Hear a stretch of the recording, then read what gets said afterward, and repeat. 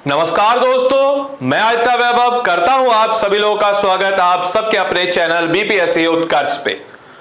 हर साल पद्म पुरस्कार यानी कि पद्म विभूषण, पद्म भूषण, पद्मश्री यह पुरस्कार हर साल दिए जाते हैं और यह पुरस्कार हमारे एग्जामिनेशन पॉइंट ऑफ व्यू के लिए भी इंपॉर्टेंट होते हैं। लेकिन क्या सारे पद्म पुरस्कार को याद करना जरूरी है? जवाब है नहीं। लेकिन अगर बिहार स्पेसिफिक कोई चीज है तो हमारे लिए बहुत इंपॉर्टेंट बनता है, क्योंकि एट द एंड बीपीएससी की परीक्षा है और बीपीएससी में बिहार रिलेटेड क्वेश्चन आपके पूछ ले ही जाते हैं।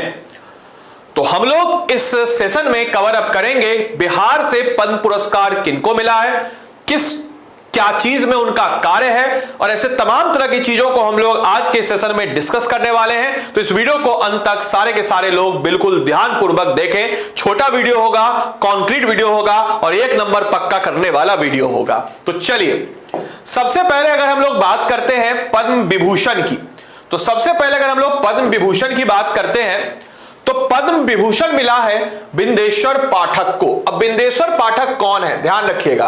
तो बिंदेश्वर पाठक सुलभ इंटरनेशनल के संस्थापक, 1970 में इन्होंने सुलभ इंटरनेशनल की स्थापना की।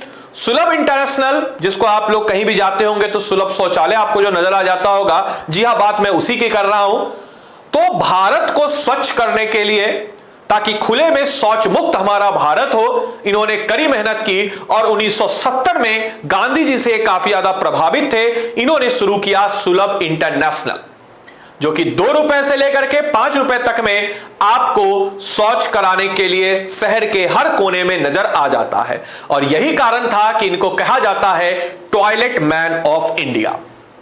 रामपुर बगैर गांव से ताल्लुकात रखते हैं, वैशाली जिला में पड़ता है, एग्जामिनेशन पॉइंट ऑफ व्यू से इंपॉर्टेंट बनेगा। टॉयलेट मैन ऑफ इंडिया किनको कहते हैं, इनका गांव कौन सा है, या किसके संस्थापक हैं, कब इसकी स्थापना हुई, ये सारे के सारे पॉइंट्स आपके एग्जामिनेशन पॉइंट ऑफ व्यू से इंपॉर्टेंट है। इनको क्या मिला? पद्म विभूषण। पद्म भूषण अवार्ड की बात करते हैं जो बिहार से मिला है डॉक्टर सीपी ठाकुर। शायद आप लोग इनको ना जानते हो, बट मैं बताता चलूं कि हम मधुबनी जिले से ताल्लुकात रखते हैं और पद्मश्री अवार्ड इनको ऑलरेडी 1952 में मिला था। मधुबनी जिले से ताल्लुकात रखते हैं, डीएमसीएच में, जो Darbhanga medical college and hospital में काफी लंबा चौड़ा इनका काम है। और इन्होंने काला जार, जो कि एक समय की बड़ी जबरदस्त भयंकर बीमारी थी, उस काला आजार के दौरान उन्होंने उस पर काफी हद तक रिसर्च किया, डायग्नोसिस उसके लिए, और उसी के फलस्वरूप इनको यह अवार्ड भी मिला। इसके अलावा फॉर्मर यूनियन हेल्थ मिनिस्टर भी रह चुके हैं, स्वास्थ्य मंत्री भी रह चुके हैं। इन्होंने 3 बार लोकसभा से चुनाव भी जीता है, 2 बार राज्यसभा से भी नियुक्त हुए हैं। साथ ही साथ इनके बारे में बताना कि भाई काला आजार जो है इनका मेन काम है, जिसके डायग्नोसिस के लिए इन्होंने काफी वर्क किया।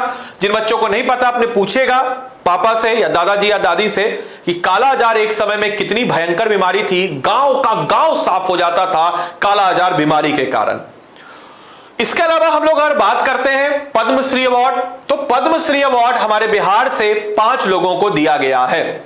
सबसे पहले सुरेंद्र किशोर, याद रखिएगा, सुरेंद्र किशोर, भाषा, शिक्षा और जर्नलिज्म के क्षेत्र में इनको यह अवार्ड दिया गया। शिवम पासवान, इनको यह अवार्ड जो है गोंडा आर्ट, जो कि मधुबनी से रिलेटेड है, इनके कारण दिया गया। इसके अलावा शांति पासवान, इनको भी यह अवार्ड जो है गोंडा आर्ट मधुबनी से रिलेटेड दिया गया। अशोक कुमार विश्वास, याद रखिएगा, ये पद्मश्री अवार्ड है, जिनको टिकुली आर्ट के लिए, जो डेहरी ऑन सोन के पास है, इनको यह अवार्ड दिया गया।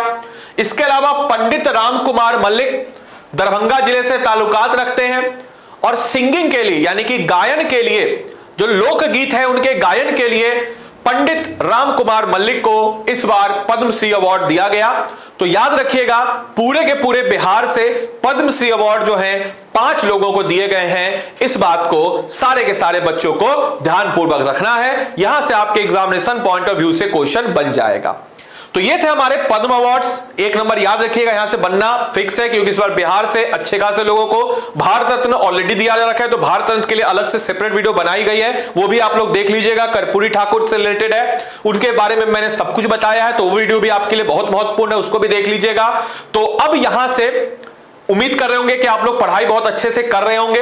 अगर खुद से पढ़ाई कर रहे हैं, सेल्फ स्टडी कर रहे हैं, self study the best study, कोई जरूरत नहीं है इधर उधर कोचिंग वोचिंग क्लास व्लास की। लेकिन ऐसे बच्चे जो अभी भी अपनी पढ़ाई को लेकर के थोड़ा सा डाउटफुल है, किताबें पढ़ रहे हैं लेकिन समझ में आ नहीं रहा है, चीजें कर रहे हैं लेकिन क्लियरिटी नहीं आ रही है, उनके लिए यहां से वीडियो है। बाकी बच्चे यहां से वीडियो को स्किप कर सकते हैं जो सेल्फ स्टडी कर रहे हैं और अच्छे तरीके से अपनी पढ़ाई को कर रहे हैं। अब उनके लिए क्या है, तो जैसे मान के चलिए कि अगर आपको बीपीएससी एग्जाम क्लियर करना है तो क्या होना चाहिए। कोई अगर इंसान एनसीईआरटी को एमसीक्यू के रूप में करा दे, कोई अगर इंसान कॉन्सेप्ट जो भारी भरकम कॉन्सेप्ट है उनको समझा करके एमसीक्यू में करा दे, कोई इंसान प्रीवियस ईयर क्वेश्चन सारे स्टेट पीसीएस का उसका एमसीक्यू और कॉन्सेप्ट क्लियरिटी से करा दे, पिछले 1.5 साल के करंट अफेयर्स को कोई इंसान करा दे, वो सब कुछ मिल जाएगा आपको संकल्प, वो सब कुछ मिल जाएगा आपको संकल्प 3.0 में। इस कोर्स की खास बात यह है, आप जाइएगा उत्कर्ष के ऐप पे विजिट कीजिएगा। इस उत्कर्ष के ऐप पे जाने के बाद आप बीपीएससी पे सिलेक्ट करने के बाद आपको एक कोर्स नजर आएगा। इसके फ्री कंटेंट में आप लोग जाइएगा। फ्री कंटेंट में आपको डे वाइज और डेट वाइज शेड्यूल यानी कि सारे के सारे टॉपिक्स को हमने कवर अप कराया है। एक एक टॉपिक को आप देखिएगा कि वो सारे के सारे टॉपिक्स जो हैं क्रमबद्ध तरीके से डेज वाइज तरीके से आपको कवर अप कराए जाएंगे। और यह कोर्स जो है, जो कि अमूमन 1000 रुपए में मिलता है, दिवाली ऑफर में आपको मिल रहा है 700 रुपए का। तो जल्द से जल्द जाइए और इस कोर्स में अपने आप को एनरोल कर दीजिए। उम्मीद करेंगे यह सेशन आपको अच्छा लगा हो, आपने इस सेशन को एंजॉय किया हो, बहुत कुछ जानने सीखने बुझने को आपको इस सेशन से मिला हो। तो मिलते हैं वापस से इसी अन्य वीडियो के साथ, तब तक के लिए सारे लोगों को bye bye, take care, thank you and thanks for watching this session.